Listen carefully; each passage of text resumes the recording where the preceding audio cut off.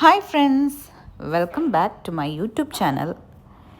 ഇന്ന് നമ്മൾ കാണാൻ പോകുന്നത് ഈ ഹമൂറിനെ എങ്ങനെ നമുക്ക് ഫ്രൈ ചെയ്ത് കഴിക്കാമെന്നുള്ളതാണ്. അതിന് നമ്മൾ കുരുമുളകും ഉപ്പും മഞ്ഞൾപ്പൊടിയും ചേർത്തിട്ട് നമ്മൾ ഹമൂറിനെ 20 മിനിറ്റ്സ് നമ്മൾ എന്ത് ചെയ്തു, തണുപ്പിക്കാൻ വെച്ചു. അതിനുശേഷം കോൺഫ്ലോറാണ് ഈ കാണുന്നത്. കോൺഫ്ലോറിനെ നമ്മൾ ഇങ്ങനെ അരിച്ചരിച്ച് അതിലേക്ക് എന്ത് ചെയ്യും, സ്പ്രെഡ് ചെയ്ത് കൊടുക്കുന്നുണ്ട്. ഒരു സൈഡിലെ കംപ്ലീറ്റ് നമ്മൾ എന്ത് ചെയ്തിട്ടുണ്ട്, കോൺഫ്ലോർ പുരട്ടിയിട്ടുണ്ട്. നമ്മൾ മറിച്ചിട്ടു.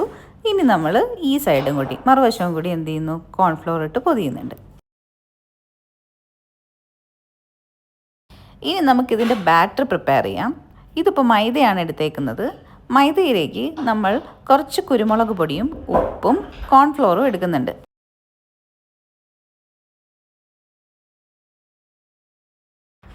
ഇനി നമ്മൾ ഇതിനെ നന്നായിട്ട് മിക്സ് ചെയ്ത് കൊടുക്കണം. അടുത്ത് നമ്മൾ വെള്ളം ഒഴിച്ചിട്ട് ബാറ്ററിൻ്റെ കൺസിസ്റ്റൻസിയിൽ നമ്മൾ അതിനെ നന്നായി മിക്സ് ചെയ്ത് കൊടുക്കണം.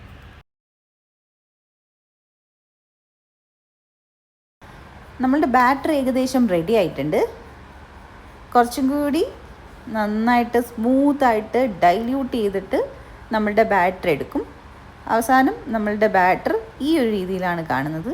ഇതിന് ശേഷം നമ്മൾ ഒരു പാനിൽ എണ്ണ ചൂടാക്കണം ഹമൂർ ഫ്രൈ ചെയ്യാൻ വേണ്ടിയിട്ട്. ഇതിന് ശേഷം നമ്മൾ ഹമൂർ ഈ ബാറ്ററിലേക്ക് മുക്കണം. മുക്കുമ്പോൾ നമ്മൾ പ്രത്യേകം ശ്രദ്ധിക്കേണ്ടത് എല്ലാ സൈഡിലേക്കും ഈ ബാറ്റർ പുരണ്ടിരിക്കണം.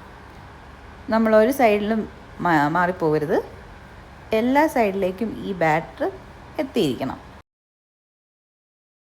ഇപ്പോൾ ഹമൂറിൻ്റെ എല്ലാ ഏരിയാസിലും നമ്മളുടെ ബാറ്റർ പുരണ്ടിട്ടുണ്ട്. നമ്മളിതാ ഫ്രൈ ചെയ്യാൻ പോകുന്നു. എണ്ണയിലേക്ക് നമ്മൾ ഹമൂർ ഇട്ടു. അഗൈൻ നമുക്ക് വെയിറ്റ് ചെയ്യാം. എണ്ണ നന്നായിട്ട് തിളച്ച് തുടങ്ങിയിട്ടുണ്ട്. നമ്മൾ ഒരു വശം നന്നായി ഫ്രൈ ചെയ്തതിന് ശേഷം തിരിച്ചിടണം. ഇതാണ് നമ്മളുടെ ഹമൂറിൻ്റെ ഒരു പീസ് ഞാൻ ഫ്രൈ ചെയ്തെടുത്തത്. രണ്ടാമത്തെ പീസും കൂടി എനിക്ക് ഫ്രൈ ചെയ്യണം. ഇതാണ് കുഞ്ഞു പീസ്. ഈ കുഞ്ഞു പീസും കൂടി ഫ്രൈ ചെയ്ത് കഴിഞ്ഞതിന് ശേഷം നമ്മൾ കാണുന്നത് നമ്മുടെ ഹമൂർ ഫ്രൈ ആണ്. My favourite hamour fry. ഇതുപോലുള്ള വീഡിയോസുമായി ഞാൻ ഇനിയും വരാം. അതുവരെ ടേക്ക് കെയർ. Bye bye.